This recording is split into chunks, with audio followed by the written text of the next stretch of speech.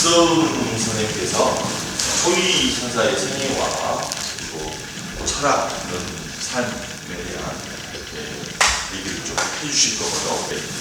윤경숙 선생님께서 직접적으로 브랜딩을 해서 비춰보실 수 있도록 해드릴 겁니다. 마지막으로 김대호 순천대 교수님께서 선시를 가지고 어떻게 하면 마음 수련이라든가 이런 부분을 하실지, 웰빙과 히트니스, 웰빙과 히트니스에는 웰빙, 건강이 좋은, 우리 건강이 좋은 거 다 있잖아요. 이게 거기에 히트니스, 바로 여러 가지가 있죠. 히트니스의 종류는 운동도 될 수 있고 요가도 있고 그 중에 하나가 이런 가도라는 차. 이런 우중에도 이렇게 여기까지 찾아오셔서 대단히 고맙습니다. 행사는 우리 사무국장님이 기획을 하셔가지고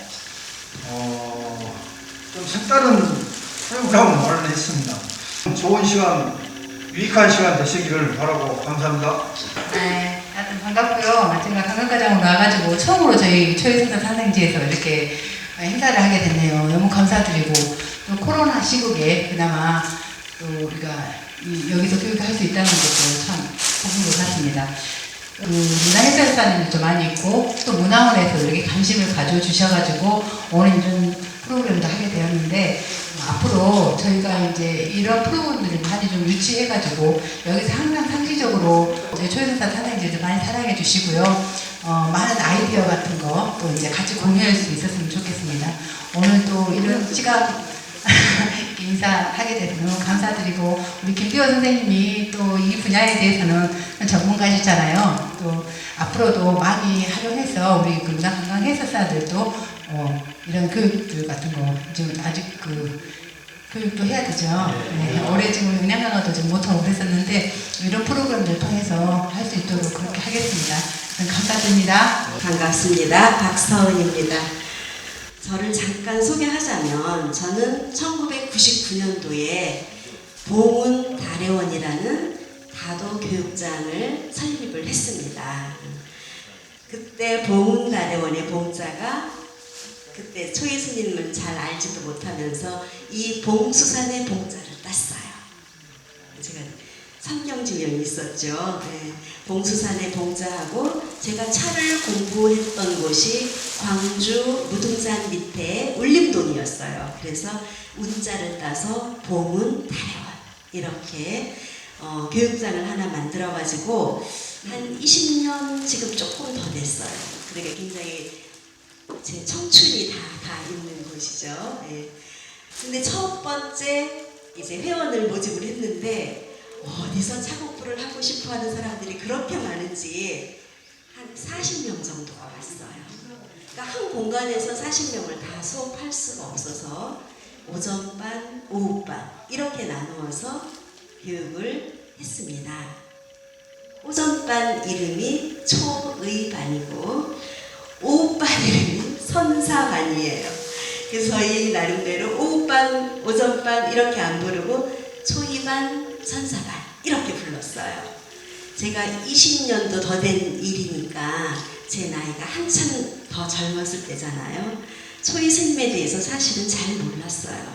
이 고장에 태어나셨고 그분이 차를 좋아하셨고 또 우리나라 사그러져가는 차 문화를 다시 중흥시키고 발전시켰던 그런 분이다. 뭐 요 정도만 알고 있었을 때인데, 그래도 그때 제가 드는 생각 중에 하나가, 아니 우리 고장에 이렇게 대단하신 분이 태어나셨다라는 게 큰 자부심이었었어요.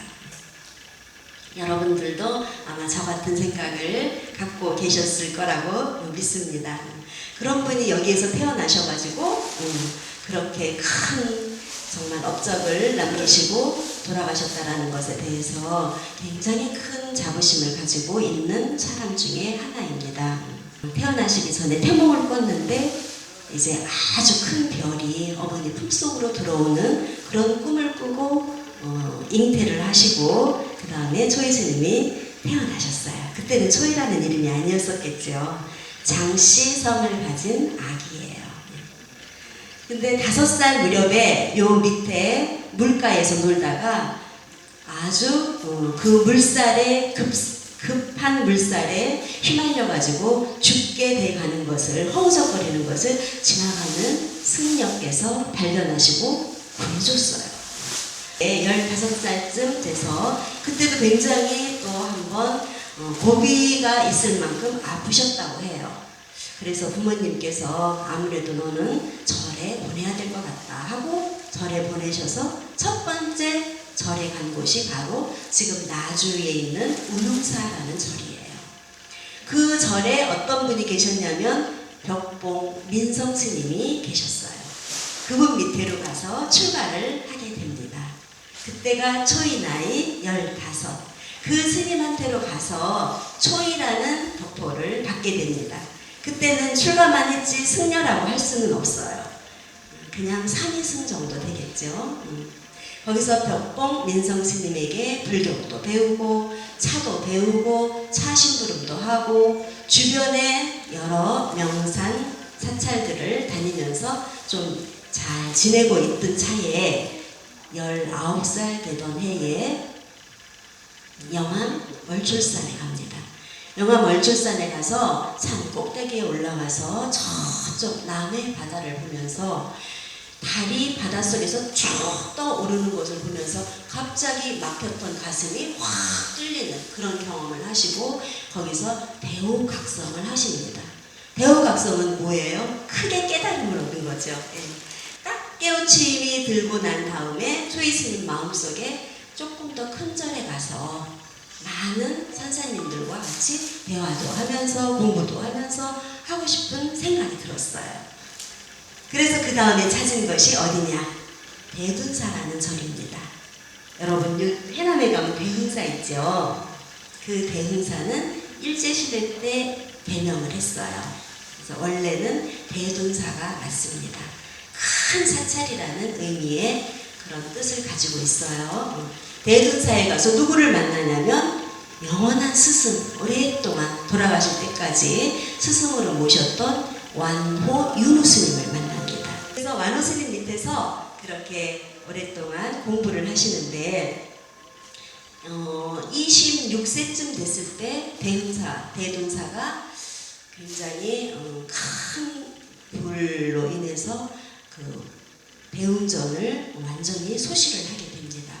그래서 그 대웅전을 다시 건축을 하고 거기에다가 단청을 입히는데 그 나이에 26, 7, 요 정도 됐던 나이에 단청 작업을 초이 스님께서 하셨습니다. 추자 김정희 선생의 증조부 되시는 분은 영조 임금의 사위셨어요. 영조 임금의 부마셨는데 그곳에서 크신 분이니까 이제 왕족이라고 해야 되겠죠. 어렸을 때부터 그렇게 왕족의 집안에서 잘 자라는데 6살 무렵에 너무나 뛰어나고 명석하고 천재 기질을 가지고 있으니까 그 큰아버지가 키우셨거든요. 큰아버지한테로 이제 양자로 갔어요. 거기서 크는데 큰아버지께서 그 당시에 대석학 박제가라는 분을 소개를 시켜줍니다. 그래서 박제가 밑에서 이제 한학을 공부하고 사서삼경을 공부하고 논어맹자를 공부하고 그 어린 나이에 아주 많은 공부를 하게 되죠.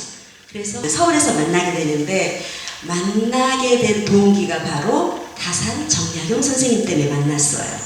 다산 선생은 1801년에 강진으로 유배를 오게 되죠. 강진 유배 와서 맨 처음에 그 초막에서 주막에서 그러니까 학생들을 가르치면서 거기서 이제 좀 잠깐 머물고 계셨는데 그때 누구를 만나게 되냐면은 해장 스님이라는 분을 만나게 돼요. 해장 스님은 어디에 계시냐면은 만덕사에 계셨어요. 만덕사에 해장 스님의 소문을 익히 알고 있었어요. 왜냐하면 해장 스님은 아주 학식이 뛰어나고 또 경도 아주 뛰어나신 분이라서 한번 만나보고 싶었었어요. 근데 지금처럼 자동차가 있어서 쏙 갈 수 있는 곳은 아니고 또 다산 선생은 죄인으로 왔기 때문에 누구를 막 만나러 다니기도 자유롭지가 않았어요. 그 내려온 이후에 이제 학생들한테 당신이 가르치는 제자들한테 여러 차례 물어보면서 해장 스님에 대해서 조금씩 물어봐요. 그리고 나서 이제 한 4년, 5년쯤 돼서 회장 스님을 찾아갑니다. 만덕사에 계셨어요.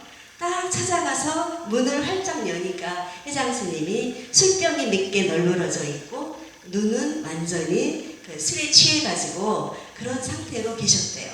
그래서 가만히 들여다보다가 아직은 아닌가 보다 하고 이제 뒤를 돌아서서 내려가고 있는데 회장 스님이 다산 선생이구나 알아차려요. 그래서 막 달려가가지고 버선발로 달려가서 다산 선생 아니시냐고 맞다 하니까 그러면 제가 차 한잔 대접할 테니까 오시라고 해서 모셔갑니다. 그래서 밤을 새서 이제 다산 선생님한테 그동안 자기가 공부하다가 막힌 부분들을 다 물어보는데 시원하게 다산 선생님께서 다 알려주셔요. 그 차 마시는 법을 가르쳐주고 또 이쪽에서는 이제 경학과 뭐 여러 가지 학문에 대해서 알려주시고 서로 그렇게 아주 좋은 인연으로 강진에서 사시게 됩니다. 그러면서 회장 스님이 초이를 굉장히 아끼셨거든요. 초이가 왔을 때 이야기를 합니다. 여기에 다산 선생님이라는 분이 계신데 한번 만나봐라. 그리고 너가 궁금한 게 있으면은 다 여쭤보면은 거기서 대답이 다 나올 것이다. 그 초이 스님이 이제 한번 24살 되던 해에 다산을 만나러 옵니다. 강진으로 와가지고 다산 선생님을 맨 처음에 뵀을 때 다산 선생님의 그 아주 근엄함에 굉장히 압도되었다고 해요. 그래서 거기서 만나서 그동안 자기가 공부한 것들을 이제 그 한번 여쭤보니까 진짜 막힘없이 술술술술 다산 선생님한테서 다 나오는 거예요. 그래서 초이 스님도 역시 다산 선생님에게 이제 제자로 좀 삼아달라, 스승으로 모시겠다 하고 거기서도 또 이제 제자와 스승의 관계를 맺고 또 오랫동안 굉장히 좋은 교분을 가지고 만나게 됩니다. 그러면서 다산이 무슨 얘기를 하냐면 초이한테 나이가 초이가 24살이고 다산은 48살이었어요. 당신 아들하고 동갑이야. 그래서 초이한테 당신은 이쪽에 있는 것보다 서울에 가서 서울의 그 학자들하고 같이 교류를 했으면 참 좋겠다. 내가 우리 아들들에게 연통을 넣을 테니 가서 이제 한번 만나보거라. 그렇게 말씀을 하십니다. 그리고 별르고 별르다가 30살이 돼서야 서울에 상경을 하게 됩니다.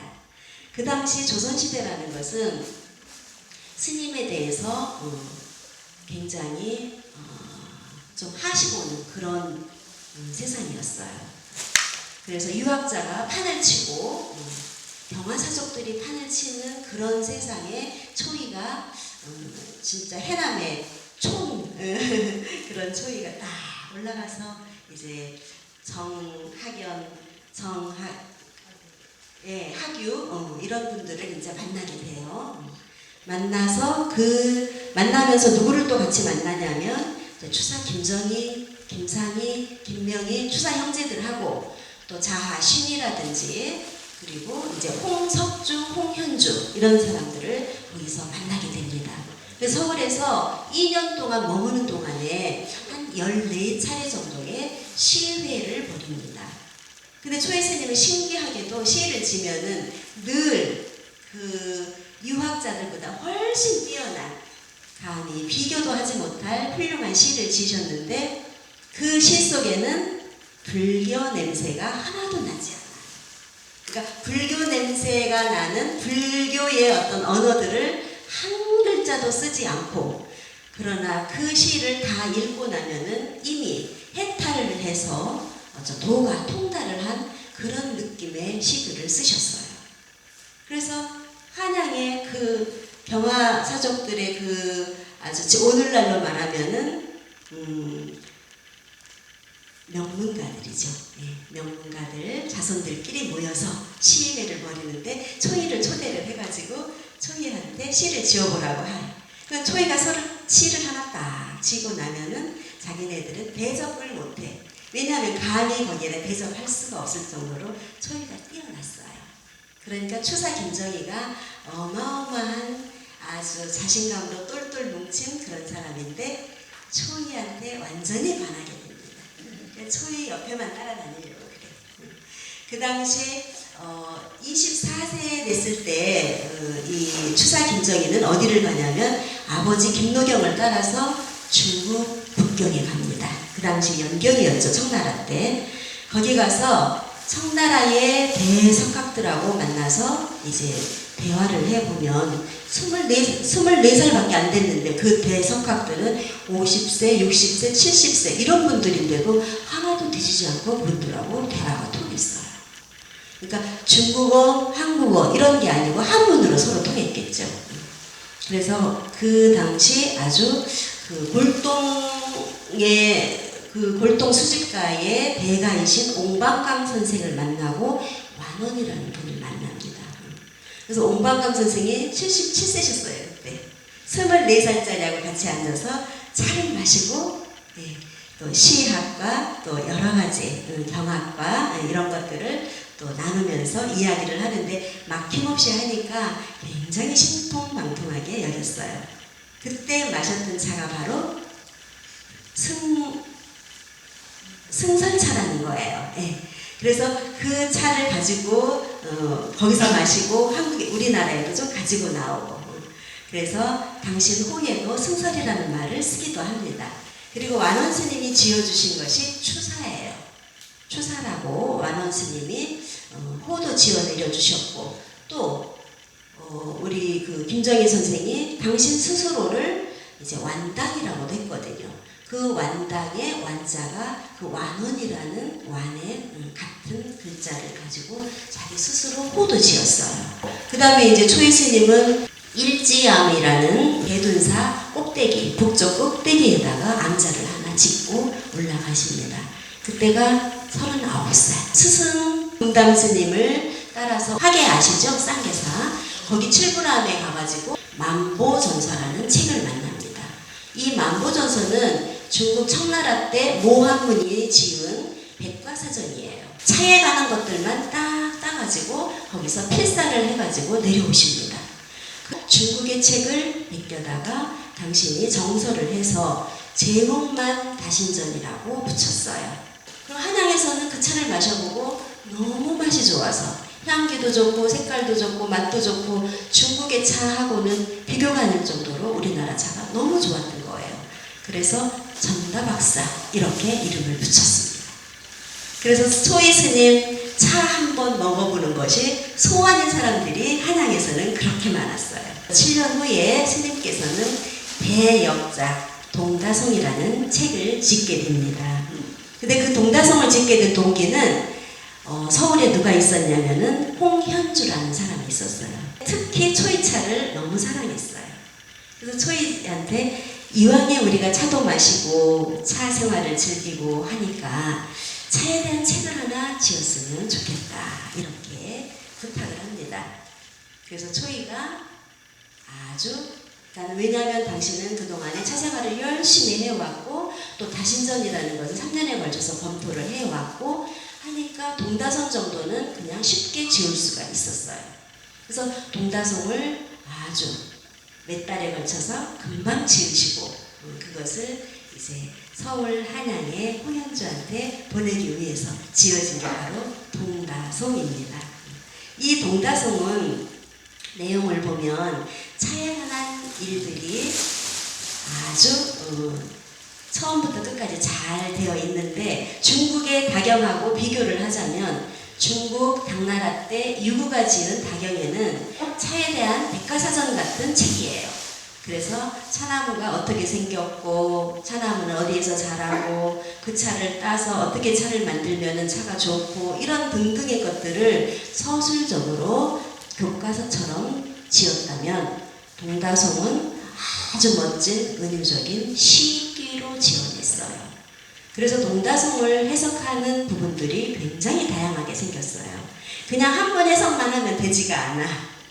스님이 가지고 있는 사상이나 스님이 가지고 있는 철학이나 그 모든 것들을 어느 정도는 이해해야 우리가 동다송을 공부할 수가 있습니다. 그래서 학자마다 동다송을 이해하는 폭이 조금씩 다르죠. 그래서 그 동다송 내용을 보면은 무의자연, 자연을 항상 불러들였어요. 자연 속에서 모든 것을 다 하셨어. 그 안에서 은은한 품격이 느껴지는 그런 행가를 하시고, 또 초이가 시간 내서 또 추서를 찾아옵니다. 그 어떤 신분도 초월하고 또 종교도 초월하고 두 사람의 그 어떤 고결한 그런 인품과 학식과 이런 것들로 인해서 만남이 너무나 아름답게 이어져 왔죠. 그리고 있던 찰나에, 그리고 이제 스님께서는 이제 다시 일지암으로 오십니다. 일지암으로 오시고 난 뒤에 62세쯤 됐을 때 다산 선생의 1등 제자이신 황상 선생이 찾아옵니다. 황산 선생은 강진에 계신 분인데, 또 이 다산 선생이 강진에서 호학들을 가르치실 때 정말 최고의 제자라고 해도 과언이 아닐 그런 분이십니다. 그분이 20대에 초이가 잠깐 24살에 그 다산 선생 만났다고 했잖아요. 그때 초이 얼굴을 잠깐 본 것이 전부였어요. 그런데 40년쯤 후에 초이가 너무 궁금하고 보고 싶고, 또 초이가 가지고 있는 여러 가지 물품 중에 추사 선생이 쓴 글씨들이, 그림들이 많다 하니까 그것도 보고 싶을 겸, 그래서 먼 길 일지암을 찾아갑니다. 스님께서 가지고 계신 추사 선생의 글씨나 그림이나 좀 보여주세요 하고 부탁을 합니다. 2살 차이밖에 안 돼요. 그래서 초이께서 이제 그동안 받아놓으신 추사 선생의 글들을 쭉 펼쳐놓으십니다. 스님께서는 일지암에서 머무시다가 81세가 되던 해에 이제 입적을 하시게 됩니다. 입적하시는 날 당신 상자 스님에게 부탁을 해요. 나를 이제 제대로 승복을 잘 깨끗하게 해서 입히고 서쪽을 바라보고 병면을 하게 해달라, 그렇게 부탁을 합니다. 그래서 서쪽을 향해서, 벽을 향해서 이렇게 가부좌를 틀고 그대로 입적을 하셨어요. 지금도 이 차라는 것은 우리가 음식을 이것저것 먹었을 때 우리의 몸속에 있는 것들을 많이 밖으로 빼는 역할을 하고 해독시키는 역할을 하거든요, 차가. 현대인들은 너무 많이 먹어서 탈이에요. 그래서 늘 몸속에 영양분이 잉여가 되어 있어요. 그런데 이 차라는 것은 그 잉여된 음식물이나 이런 영양분들을 독소가 되기 이전에 밖으로 빼는 역할을 해주는 게 차예요. 그래서 사생활을 가까이 하신 분들은 초이 스님처럼 굉장히 오래 사시고, 그 격변의 시대에 올곧게 살아가신 우리 초이 스님을 비롯한 다산 정약용, 그 다음에 추사 김정희, 그 다음에 홍현주가 아니었으면 동다성이 태어나지 않았을 것 같기도 해요. 홍현주, 황산, 소치, 이런 분들을 아마 우리가 같은 선상에서 같이 이해해 보는 것이 좋을 것 같습니다. 자, 마지막으로 초이 스님이 지으신 그 동다송 중에 마지막 송이 있거든요. 그 송 하나만 제가 낭송해드리고 마치겠습니다. 밝은 달은 촛불이며 벗이 되었고, 흰 구름은 방석이며 병풍이 되었네. 대나무 소리와 솔바람은 시원도하여 맑은 기운이 뼈와 가슴 속에 스니네. 오직 허락하노니 백운과 명월 두 손님뿐 도인에 앉은 자리가 이보다 좋을소냐. 안녕하세요. 처음 뵙겠습니다. 윤경숙입니다. 이 떡차는 반드시 구워야만이 끓였을 때 더 맛있기 때문에, 그래서 이제 미리 구워가지고 와서 떡차를 우렸는데요. 떡차는 좀 싱거워요 하는 것이 대부분의 사람들의 의견이었습니다. 끓이면서 건강하고 계피하고 그다음에 대추 조금씩 더 첨가해가지고 그래가지고 끓였는데 저희가 1등이 났어요. 그 떡차에 대해서 먼저 설명하겠습니다. 떡차 차나무로 만든 거죠. 떡차를 다른 말로 돈처럼 어떻게 됐다? 구멍을 뚫어서 동전처럼 구멍을 뚫었다. 그래가지고 돈차. 그다음에 돈 전차를 써서 전차, 그 다음에 떡병자를 써서 경차 이렇게 많이 부르고 있죠. 그래서 떡차, 돈차, 전차, 경차 모두 어떤 이름이에요? 같은 이름입니다. 떡차 만드는 방법은 찻잎을 시루에 찐 후에 절구에 찧어서 찻잎덩이에 그 엽전 모양으로 찻잎덩이를 엽전 모양으로 찍어낸 다음에 양지에 건조대에서 하루 정도 건조시킨 후에 중앙에 구멍을 뚫어가지고 새끼에 꿰어서 처마에 걸어두고 발효를 시켰죠. 조선시대 구례사 경차는 초이스님으로부터 구례사의 한 비군에게 전해졌다고 합니다. 10분의 7 정도만 따라보세요. 10분의 7구라고 하죠. 10분의 7 정도만 따라서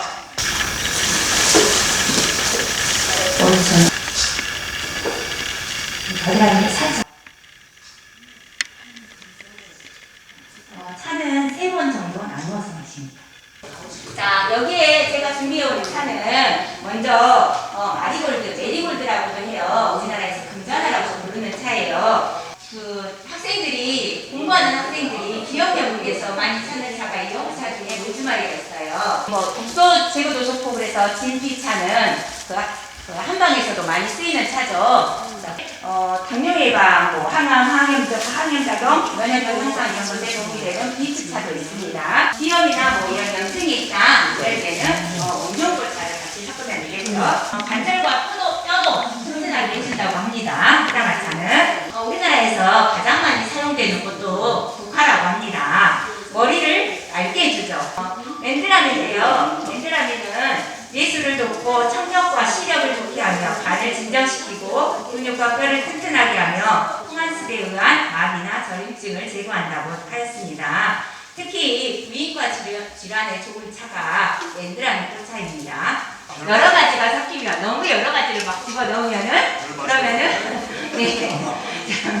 쓴맛이 돼요. 그래서 될 수 있으면 내가 이거 고유한 맛을 보고 싶다 그러면 될 수 있으면 조금씩만, 다른 거는 조금씩만 넣고 고유한 차 맛을 살려서 마시는 것이 좋겠죠. 다관 뚜껑을 한번 열어보세요. 다관 뚜껑을 열어보세요. 다관을 비우셨으면 다관 뚜껑 받침 위에 내려놓습니다. 자기가 오늘 만든 차 중에서 이것을 꼭 맛보고 싶다 하는 티백 하나만 거기다 넣어주세요. 자, 거기다가 또 절반 정도 되게 따르세요. 뚜껑을 덮어주세요.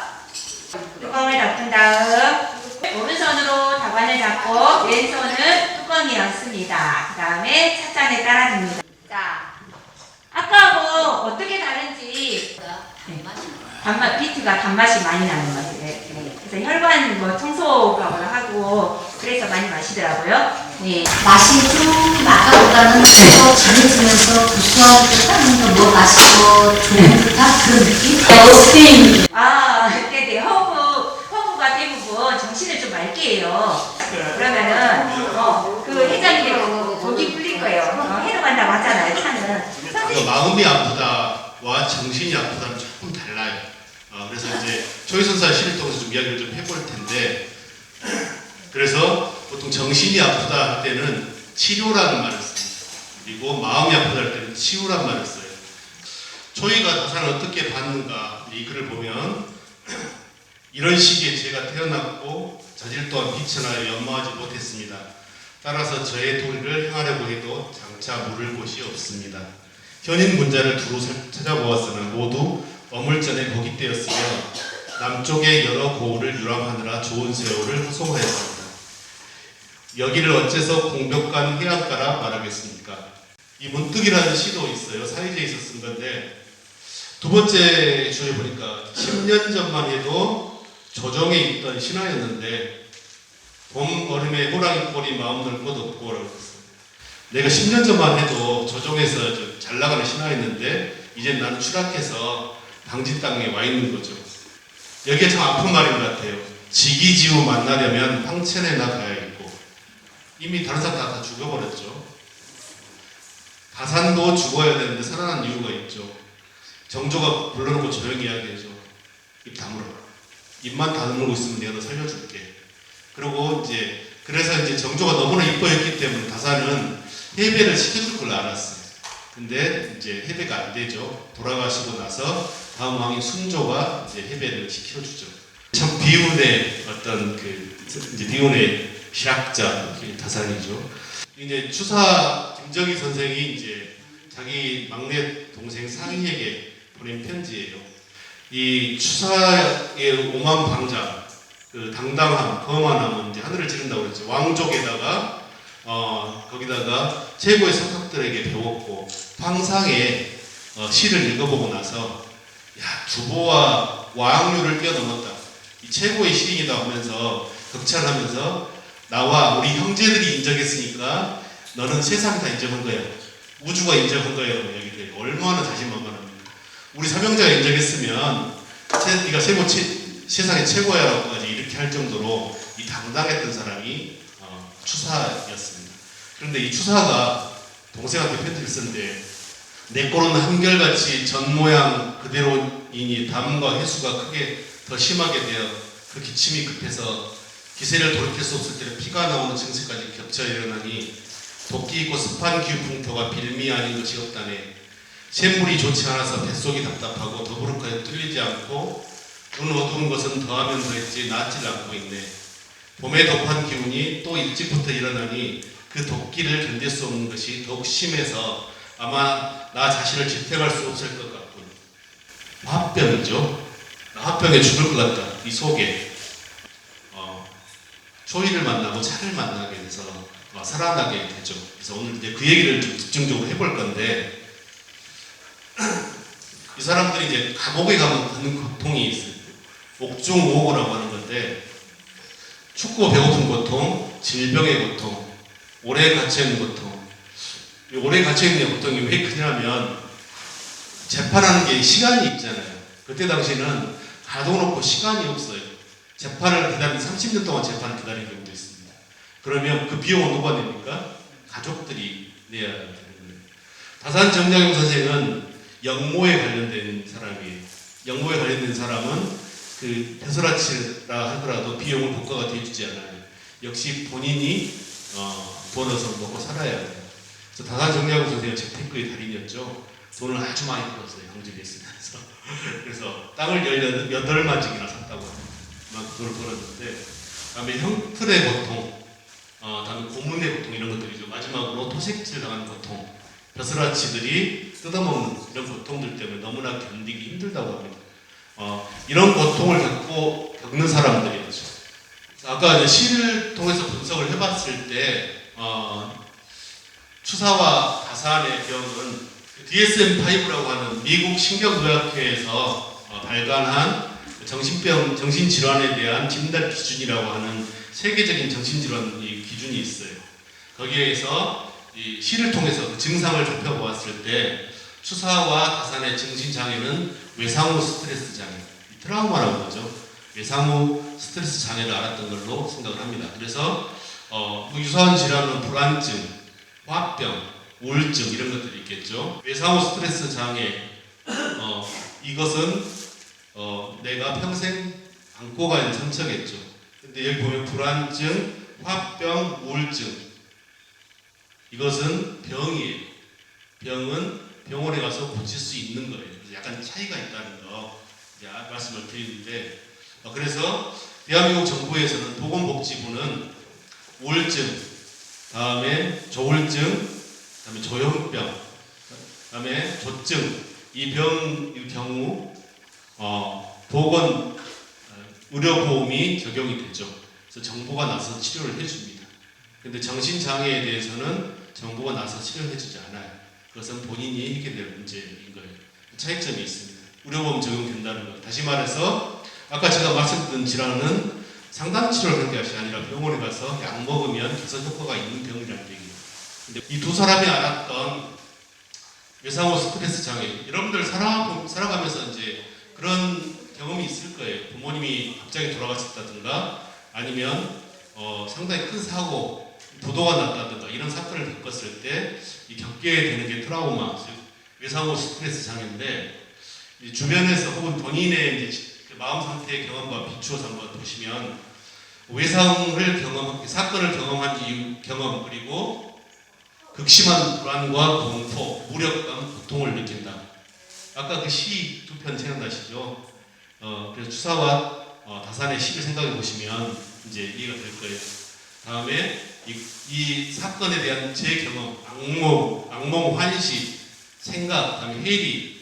나 혼자 누구하고 대화를 하는데 나도 모르게 대화가 되는 경우 있죠. 막 이야기하는데 넋두리처럼 이야기하는데 혼자 나하고 대화하고 있는 경우들을 보게 되는 경우가 있어요. 이런 것은 이제 다중인격이라고 하죠.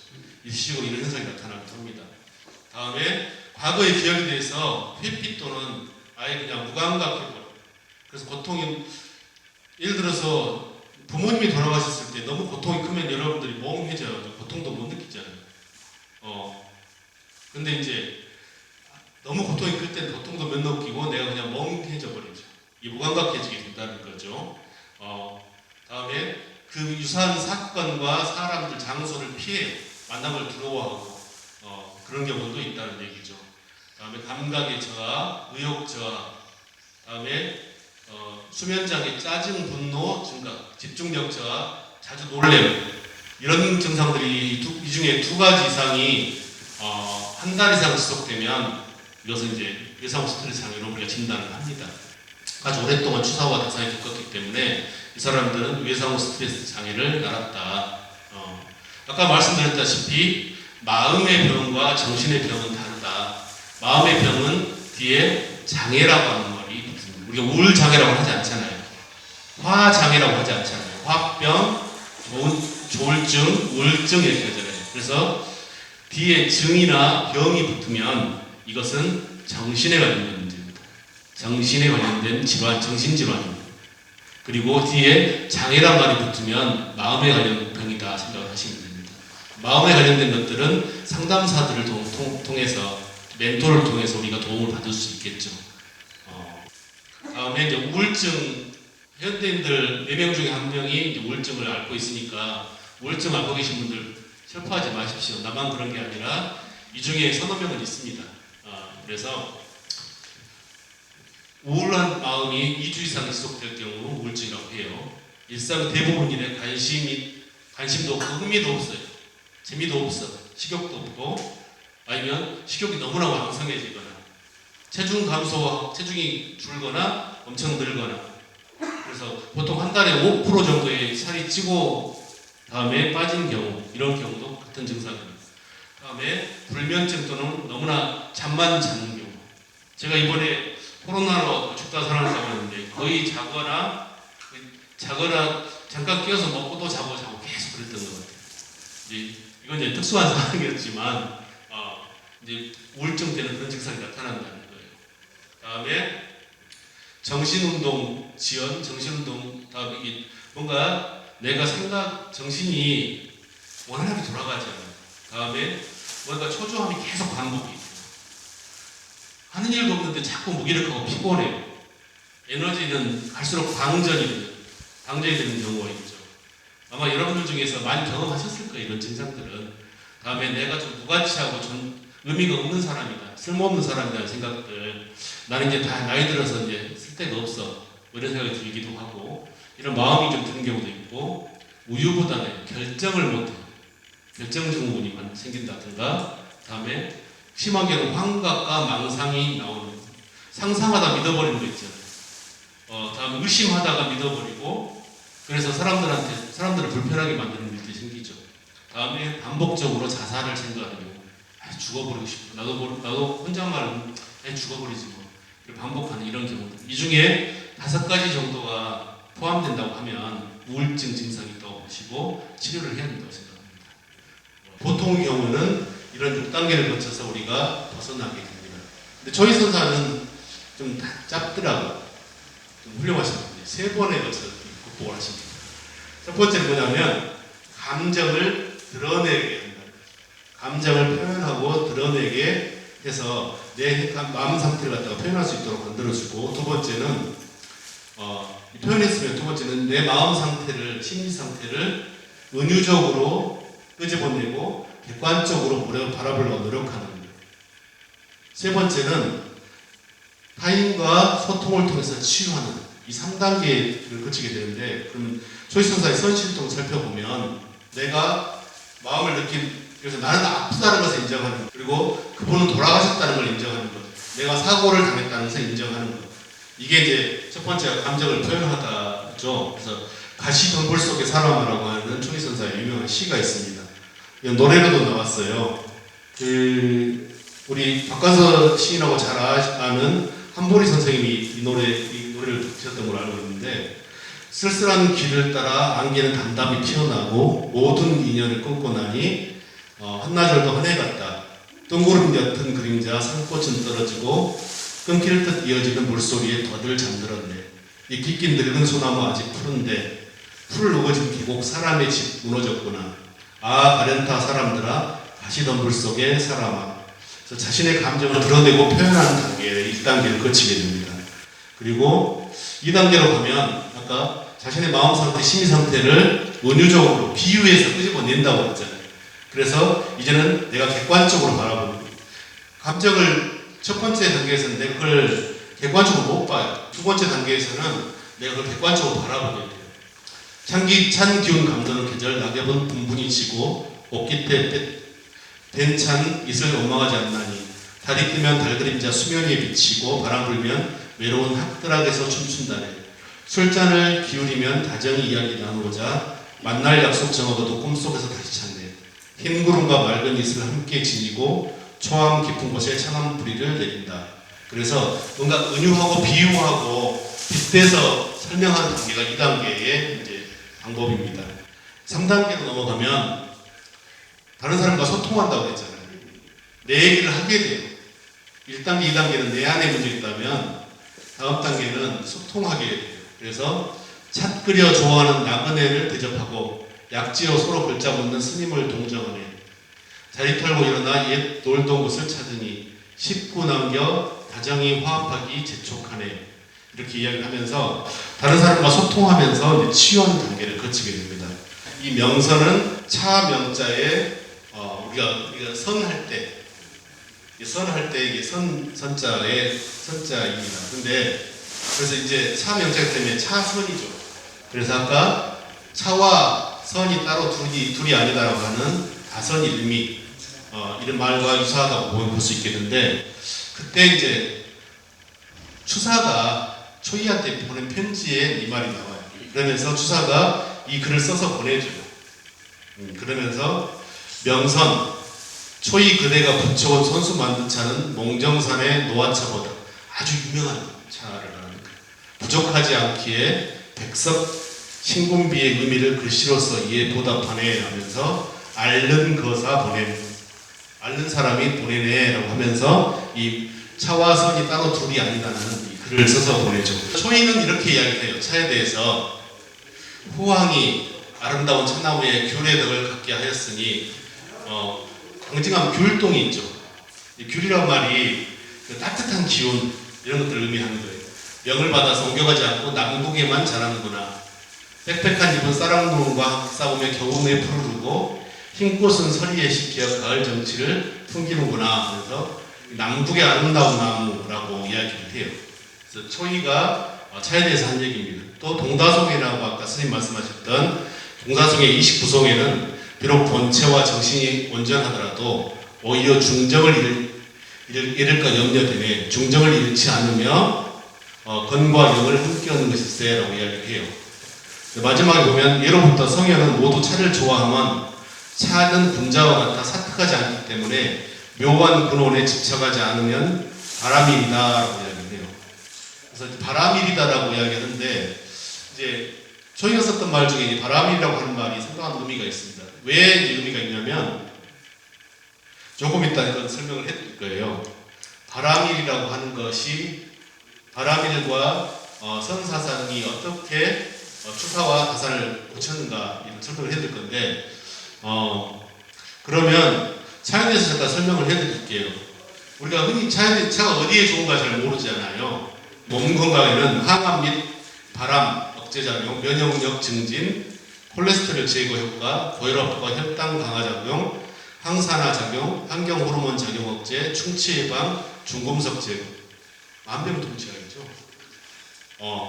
정신 건강 측면이 오늘 중요하기 때문에 말씀드리겠습니다. 스트레스 상황에서 자율신경계를 조절하여 스트레스에 대한 저항력을 길러준다는 거죠. 그래서 스스로 내가 면역을, 정신 저항력을 갖출 수 있도록 만들어주는 것, 정신치료, 스트레스 감소, 다음에 신체적 기능, 방전된 사람들 기운을 북돋아주죠. 다음에 스트레스 감소, 심리적 안정 효과, 이런 게 차에서 주는 정신 건강의 효과예요. 그래서 이제 왜 아까 우울증이라든가 예상후 스트레스 장애 이런 것들을 치료해 준다고 하냐면, 차에는 대안이라고 하는 성분이 있습니다. 여러분 자료에도 나와 있는데, 대안이는 뭘 하냐면 기분을 좋게 해줍니다. 기분이 우울하고 가라앉았을 때 기분을 좋게 해주는 성분을 가지고 있는 게 이 대안이에요. 그래서 기분이 안 좋을 때 차를 마시면 기분이 좋아진다는 얘기예요. 그래서 어떻게 좋아지냐면, 사람이 긴장됐을 때 릴렉스하게 풀어줘요. 사람을 딱 풀어줘, 긴장을 풀어주는 역할을 하기 때문에 이 대안에 대한 맛은 신선하고 상쾌한 감칠맛, 단맛입니다. 차를 마실 때 오음이라고 5가지 맛이 난다고 그러잖아요. 쓴맛만, 떫은 맛만 있는 것이 아니라 감칠맛과 단맛도 따라와. 이게 대안인데, 세로토닌과 도파민의 생성을 확대한다.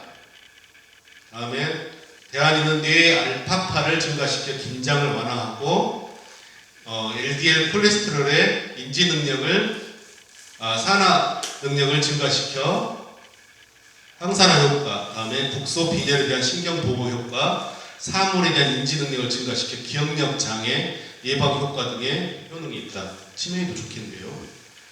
카페인과 만나면 침착하면서도 집중된 정신 상태를 보여줍니다. 그러니까 카페인이 우리를 각성시킨다면, 또 이 대안은 우리를 집중시키고 침착하게 만들어준다는 얘기예요. 향정신성 물질이죠. 그래서 혈액과 뇌 사이에 장벽을 건너가서 작용하는, 뇌파 중에 알파파라고 하는 거 있잖아요. 이 작용을 증가시키고 졸리지 않은 상태인데도 마음이 편안하게 하고 정신이 또렷하면서도 편안해지는 이중적 효과가 있다. 다음에 인지 능력을 필요로 하는 일이나 학업할 때 대안인을 섭취하면 속도와 수행 능력, 정확성이 증가한다. 주의력 결핍 과잉 행동장애 있죠. ADHD 증상을 낮추는 의약품으로도 활용되고 있는 게 바로 이 대안인 성분입니다. 얼마나 정신건강이 좋은지 아시겠죠? 그리고 이제 그래서 다선임이라고 하는 거예요. 다음에 카페인. 아까 카페인에 대한 질문을 아까 원장님이 하셨는데, 카페인의 역할은 불끈 힘이 솟게 합니다. 기운 없을 때 기운 차리게 하는 게 카페인의 효과예요. 인지 능력과 함께 우리가 느끼는 에너지 수준을 증가시켜주는 기능을 한다. 그래서 이 카페인이 들어있는 것은 차와 커피만 들어있는 거 아닙니다. 카페인은 커피, 다음에 카카오 열매, 콜라 열매, 마테차 아시죠? 마테차 여기에 들어있습니다. 그래서 기운 없을 때 콜라 마시면 기운 나잖아요. 그것처럼 카카오, 다음에 우리가 초콜릿 먹으면 기운 나잖아요. 이게 이제 그래서 세계 유엔이 공식적으로 인정한 합법적인 마약이 바로 이 카페인입니다. 그러니까 마약이라고 표현해서 그런데 우리 정신을 맑게 해주고 각성시키는 역할을 한다는 얘기죠. 근데 이제 커피와 차를 마셨을 때 좀 다른 경우가 있어요. 커피를 마시면 두근두근 하는데 차를 마시면 안 그러는 사람들이 있어요. 그 이유는 뭐냐면 커피 카페인은 맞았을 때 중추신경을 과도하게 자극해서 오히려 불안 증세가 나타날 수 있습니다. 우리 외부의 부정한 양상을 관찰하여 탐하는 마음을 바로잡는, 우리 마음의 탐욕을 바로잡는 마음을 말하는 거예요. 다음에 자비관은 우리가 일체 중성에 대해서 원수를 포함해가지고 자비의 마음을 일으켜서 우리 안에 노용, 분노를 가라앉히는 방법을 말합니다. 인연관은 우리가 어리석은 마음을 바로잡는 이런 마음을 말하는 겁니다. 계분별관은 모든 사물에 뭔가 의미가 실체가 있다는 이런 것들을 바로잡아주는 이런 것들을 합니다. 다음에 수식관은 이 호흡법을 통해서 산란한 마음을 다스리는 방법. 이제 이런 5가지 바라보는 방법이 이 소승 불교의 어떤 선명상의 방법인 것 같아요. 그리고 대승불교에 보면 많이 들어보셨을 거예요. 보시, 지계, 인욕, 정진, 선정, 반야 이걸 그렇게 해서 6바라밀이라고 하고 여기에 4개가 더 포함되면 10바람이라고 합니다. 그래서 보시는 뭐냐면 이제 재물을 주는 것도 우리가 보통 생각을 하잖아요. 혹은 다른 사람에게 가르침을 주는 것만 생각하는데 공포를 없애고 마음을 편안하게 해주는 것도 이 보시의 한 방법으로 봅니다. 다음에 지계는 계획을 지키는 거고 인욕은 적개심. 적개심에서 나오는 행동에 대해 인내하고 여러 가지 어려움을 참아내는 것. 누구일까요? 다산과 추사가 적개심과 분노에 가득 차 있는 사람들이잖아요. 다음에 공포에 가득 차 있는 사람들이잖아요. 혹시 나를 또 죽이지 않, 나를 사약을 내리지 않을까 두려움들이 있는데 이런 편안함을 주는 겁니다. 다음에 정진은 깨달음의 길을 가는 것. 다음에 5번째 선정. 아까 말씀드렸던 선정이라고 하는 게 바로 선명상의 단계예요. 선정은 선명상 정도로만 자세히 설명하면 너무 길어지니까 다음에 마지막으로 이 반야라고 하는 것은 온갖 집착을 버리고 그대로 있는 그대로 깨닫는 단계를 말하는 겁니다. 그리고 이제 그 다음은 방편, 원, 역, 지 같은 이런 것들이 있어요. 초이선사와 다른 것, 다산과 추사가 다른 것은 뭐냐면 다산과 추사는 학문적으로 높았을지 아직 경지가 높았을지 모르겠지만 자기 마음 상태는 고통과 불안과 초조와 공포에 사로잡혀 있는 가위의 상태에 영향을 받고 있는 사람일 거고 초이선사는 진여의 단계에 있는 사람이겠죠. 그래서 이 습관 회로를 고쳐가기 위해서는 계속 반복하는 과정 속에서 우리가 마음의 평화를 얻어간다. 이제 이런 과정들이 깨달음의 과정이라고 보면 돼요. 과학적으로 이야기하면 습관 회로를 새로 만드는 과정이고 그게 1년이 걸린다.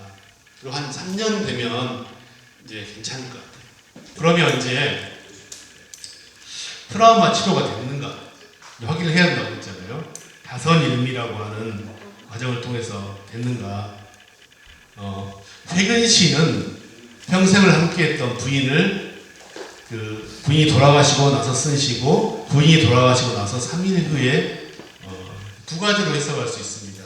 철이 들어서 쓴 시일 수도 있고 이 시를 둘러싸고 논쟁이 된 이유가 뭐냐면 다산이 배교했는가 천주교를 버렸는가 버리지 않았는가에 대한 논쟁이 있습니다. 읽어볼게요. 60년 풍상의 세월 눈 깜짝할 사이 흘러가 복석꽃 활짝 핀 봄 혼인하던 그의 간증 살아 이별 죽어 이별이 늙음을 재촉하니 이 부분입니다. 슬픔 짧고 즐거움 길었으니 임금님 은혜 감사해라. 오늘 밤 목난사는 소리 더욱 다정하고 그 옛날 붉은 치마에 유모가 아직 남아있네. 쪼개졌다 다시 합한 것 그게 바로 우리 운명. 한 쌍의 표주박 남겨 자손들에게 넘겨주노라. 뒤에는 아내하고 하예하고 아내를 사랑하는 마음이 녹아있는 것 같은데 이게 슬픔 짧고 즐거움 길었으니 임금님 은혜 감사해라. 18년 동안을 유배 보낸 임금님한테 감사해라는 얘기를 했을까. 그래서 이제 학자들 사이에서 이것은 그 임금님은 그 크리스천들이 믿는 그리스도다 이렇게 이야기하는 분들이 있습니다. 그래서 배교하지 않았다. 근데 이제 다산이 그랬다고 하죠. 위패를 세우지 말라. 차와 선을 통해서 유학을 통해서 치유한 건 아닙니다. 차와 선을 통해서 이 다산은 치유가 됐다는 것을 확인할 수 있습니다. 추사를 한번 볼까요? 추사의 대표적인 이제 작품이라고 시이기도 한데 수선화라는 시가 있습니다. 한 점 겨울꽃이 떨기마다 둥국에 피었으니 그윽하고 담담한 품격에 둘레는 차갑고 빼어났네. 매화는 고상하긴 하지만 뜨락을 벗어나지 못하였는데 맑은 물에서 참 모양 바로 해탈한 신선이 있어요. 초월하고 해탈했어요. 아까 제가 말씀드렸던 바라밋, 6바라밋, 다음에 5정도 이런 것들의 단계를 거쳐서 사람들이 치유하게 되는 이런 과정과 이 혜근시와 수선화는 상당 부분 유사한 측면들이 있습니다. 이 두 시를 보고 우리가 유학적이다, 유교적이다라고 이야기하는 분 없을 거예요. 여기에서 공자와 맹자의 도를 깨달은 분은 없을 거라고 생각을 해요. 이 두 시는 유학적인 시가 아니라 상당히 이 선불교와 유사한 측면이 있는 이 시이기도 합니다. 그렇게 본다고 하면 다산은 초사는 초이와 교육하면서 선불교의 영향을 받았고 혹은 차의 영향을 받아서 차와 선을 통해서 마음 치유를 했다는 것을 우리가 간접적으로 알 수 있다고 볼 수 있겠습니다. 왜 차가 좋은가? 당나라 때 시인 노동이라고 하는 사람이 쓴 시예요. 이 시를 읽어보면서 우리가 앞으로 차를 마셔야 될 이유를 설명해주세요. 한 잔에 목구멍을 적시고 5잔에 온몸이 가벼워지고 6잔에 성계의 영혼과 교감하고 7잔에 이윽고 견딜 수 없더니 양쪽 겨드랑이 사이에서 청풍이 일어난다. 그러니까 신선처럼 초월한 존재가 될 수 있는 게 바로 차와 선을 통해서 이룰 수 있는 경지다라고 하는 게 이 노동 시인의 어떤 시예요. 그러니까 이제 제가 너무나 깊고 많은 것들을 내포하고 있는 이 초이의 선시를 너무나 짧게 설명을 했는데, 선이라고 하는 것은 마음을 치유한다면 차는 정신을 치료하는, 몸을 치료하는 이런 치료 효과를 거두게 되더라라고 하는 거거든요. 그래서 차를 마시는 것, 이것은 우리의 몸과 마음을 정갈하고 깨끗하게 하고 치유하게 되는 과정이라는 것을 말씀드리면서 이야기를 마치도록 하겠습니다. 차에 대해서 지금 알게 돼서 너무 좋은 시간이었습니다. 감사합니다.